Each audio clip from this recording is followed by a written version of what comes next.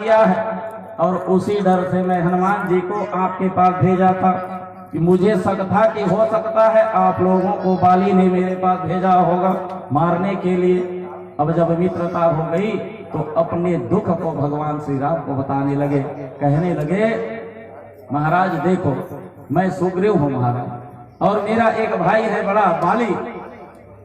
वह बाली मेरी जो धर्म पत्नी तारा है महाराज उसका हरण कर लिया है, तो बताइए उसके साथ क्या करना चाहिए। तो भगवान श्री राम कहे कि आप चिंता मत करो सुग्रीव, जब उसने आपकी धर्म पत्नी का हरण किया है मतलब वह बहुत बड़ा पापी है, बहुत बड़ा पापी है। क्यों? क्योंकि पराई स्त्री का गमन करना ही बहुत बड़ा पाप है। दूसरी बात, अपने से छोटे भाई जो सगे भाई हैं उनकी जो धर्म पत्नी है वो क्या है, एक बेटी की तरह है, बहन की तरह है, और अपने ही बहन बेटी को कोई हरण करके ले जाए तो वो तो बहुत बड़ा महापाप लगता है। बताइए क्या करना है। तो सुग्रीव महाराज जी ने कहा कि महाराज उसका काम तमाम करना है। भगवान राम कहे बताइए सुग्रीव क्या मैं उसको मार दूं?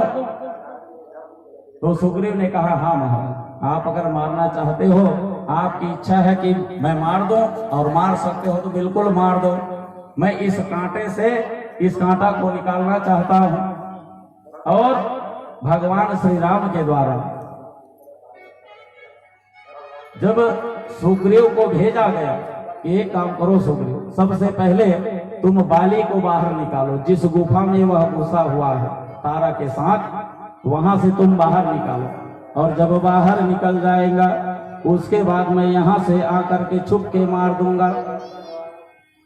तो सबसे पहले जब भगवान श्री राम ने सुग्रीव को बाली के पास ललकारने के लिए भेजा तो भगवान श्री राम ने एक सुंदर उनके गले में माला डाल दिया था, भगवान सुग्रीव के गले में माला डाल दिया था, और इससे यह सिद्ध करना चाहा कि बाली तुम इस माला को देख लो और अपने को हार मान लो, और ये जो हार पहना है उसको विजेता समझ लो।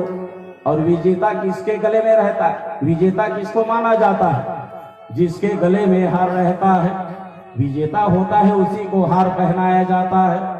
तो बाली को एक संकेत के माध्यम से भगवान श्री राम ने यह समझाना चाहा कि इस हार को देख करके तुम अपने आप को हार मान लो कि तुम हार चुके हो। दूसरी पॉइंट कि इस हार को देख करके यह सोच लो कि अब इनके साथ में कोई लड़ने के लिए आ गए हैं और ये विजयी हो चुके हैं। लेकिन जब सुग्रीव महाराज जी जाकर के गुफा के सामने भगवान महाराज बाली को ललकारा तो ललकारते ही एक बार तारा ने उनको बरज दिया कि महाराज आप एक काम करो मत जाओ। लेकिन बाली अपनी धर्म पत्नी की बात नहीं सुने और सीधा लड़ाई करने के लिए आ गए। और देखते देखते सुग्रीव और बाली के बीच में सुंदर अपार युद्ध हुआ, और इतना युद्ध हुआ कि महाराज बाली ने अपने गदा के प्रहार से उनके पीठों में, पैरों में, भुजाओं में इतना घाव कर दिया कि महाराज सुग्रीव कल्हारते हुए भगवान श्री राम के पास फिर से आ गए, फिर से दौड़ते हुए आ गए। महाराज बाली उनको हरा करके अपने गुफा में चले गए।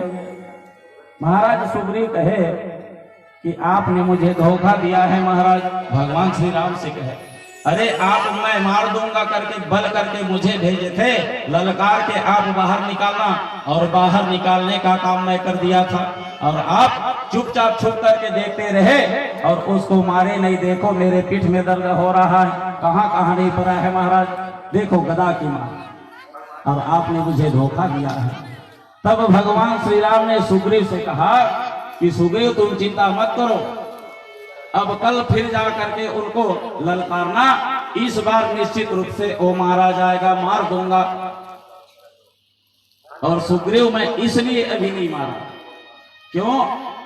क्योंकि तुम दोनों का सकल सूरत एक ही सा था, बाली भी एक दिखता है और सुग्रीव भी एक जैसा दिखता है, इसलिए महाराज मैं धोखे में पहचान नहीं पाया और नहीं मारा।